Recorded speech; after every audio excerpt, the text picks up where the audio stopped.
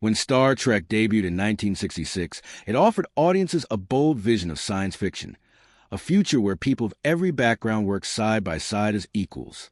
At the heart of that diverse crew stood Nichelle Nichols in the role of Lieutenant Uhura, the Enterprise's communications officer.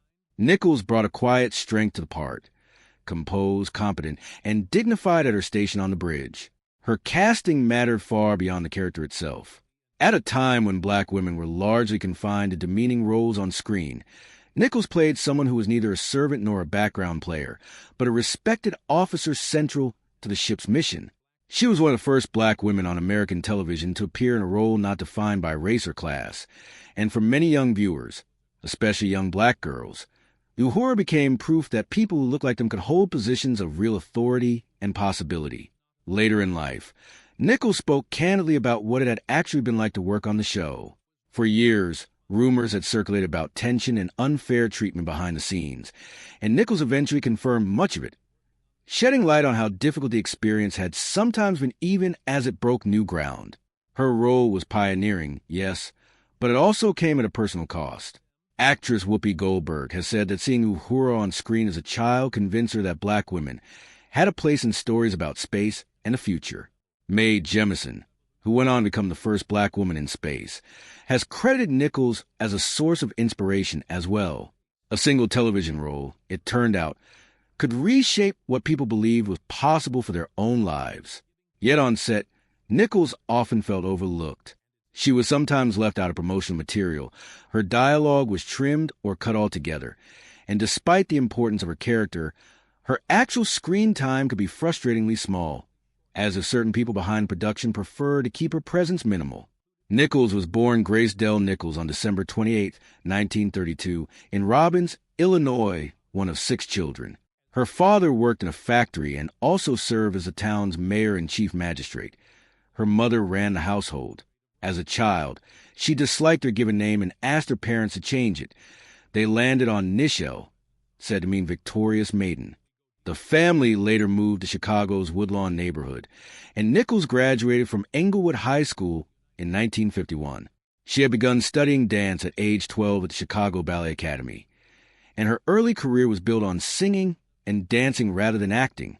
She toured the U.S. and Canada performing with major band leaders like Duke Ellington and Lionel Hampton, and in 1959, she danced in a production of Porgy and Bess. Her acting break came through the musical Kicks and Company, written by Oscar Brown. The show itself didn't succeed, but it caught the eye of Hugh Hefner, who hired her to sing at the Chicago Playboy Club.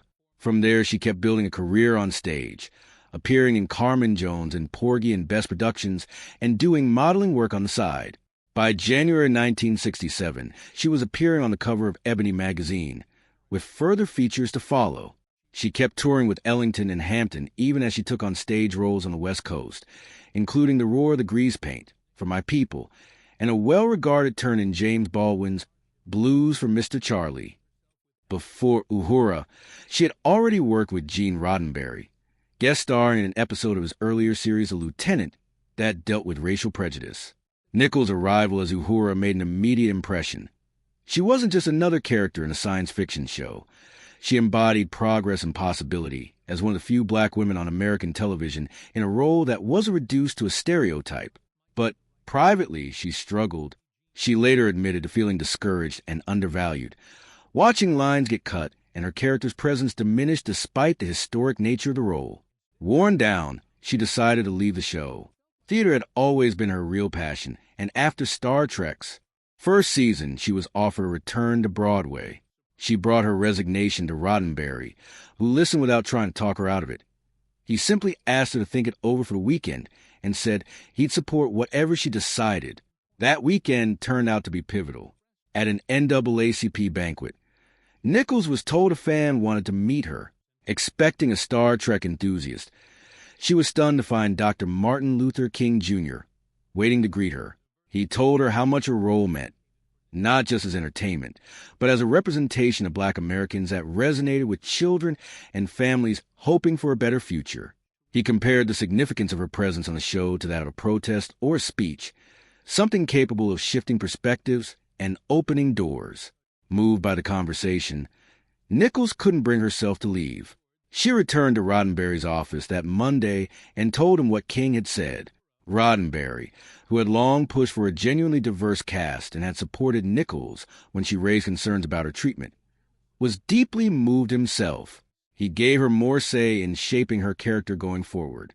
Roddenberry's larger goal was a future where race, gender, and background wouldn't limit anyone's potential, and Uhura, competent and respected simply because she excelled at her job, not because of her identity, embodied that ideal. Nichols' decision to stay had ripple effects for years afterward. Whoopi Goldberg, inspired as a child by seeing a black woman portrayed that way on television, would go on to join Star Trek: The Next Generation as Guinan, a role created specifically for her. Mae Jemison likewise pointed to Nichols as someone who helped her believe her own ambitions were achievable. In 1968, a brief scene in the episode Plato's Stepchildren became a landmark moment in American television. Uhura and Captain Kirk, played by William Shatner, shared a kiss, one of the earliest interracial kisses broadcast on U.S. television. Getting the scene on air wasn't simple. NBC executives, wary of viewer backlash amid the era's racial tensions, asked the cast to reshoot the scene without the kiss. Nichols and Shatner resisted. According to Nichols, Shatner deliberately ruined every alternate take that omitted the kiss, pulling faces or looking away from the camera, so that the only usable footage was a version with the kiss intact. NBC ultimately had little choice but to air it. When the episode aired on November 22, 1968, the reaction defied the network's fears. Viewer response skewed strongly positive, and letters poured in praise in the moment as something bold and new. Nichols later recalled one particular letter from a white man in the South who admitted he still didn't personally approve of interracial relationships, yet couldn't dismiss the impact the scene had on him. A small but telling sign that something had shifted. Notably, the kiss was framed within the story as the result of alien mind control rather than a romantic choice by the characters, but the emotional impact for viewers was real regardless of the plot device. It showed two people of different races sharing an intimate moment without shame, at a time when American television rarely allowed that. For Nichols, who had already broken ground simply by playing a black woman on television whose role wasn't tied to servitude or stereotype, the kiss added another layer to Uhura's legacy, a visible statement that connection between people shouldn't be bound by race. Star Trek ended its original run in 1969, but Nichols' association with Uhura continued for decades. She voiced the character in the animated series, including an episode called The Lorelei Signal, in which Uhura takes command of the Enterprise, a moment Nichols found especially meaningful, since a similar opportunity had never materialized during the live-action series. She reprised the role across 6 feature films, her final big-screen appearance coming in Star Trek VI, The Undiscovered Country. In 1994, Nichols published her autobiography, Beyond Uhura, Star Trek and Other Memories, in which she discussed being offered a part on the show Mannix during Star Trek's final season, an opportunity Roddenberry wouldn't release her contract to pursue. Between the original series and its later spin-offs,